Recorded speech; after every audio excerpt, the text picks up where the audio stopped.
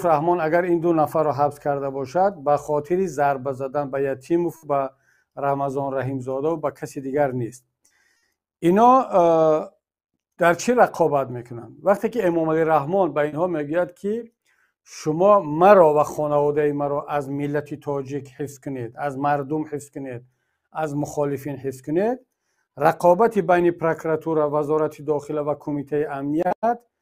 در آن نیست که ضد یکدیگر باشند، در آن است که کی بیشتر دشمنان رحمانوف را، دشمن البته در ناخونک چون اونها دشمن میتراشند، و رقیبان و دشمنان و مخالفین و آزاد اندیشا را که بر علیه رحمانوف یا خطر دارند کی بیشتر حبس میکنند. این یک شاید رقابت مسابقه مانند هست، نه اینکه بعضی‌ها واقعا هم افسانه میبافند که گویا که رمضان یوسف رحمان این را به خاطر ضربه زدن به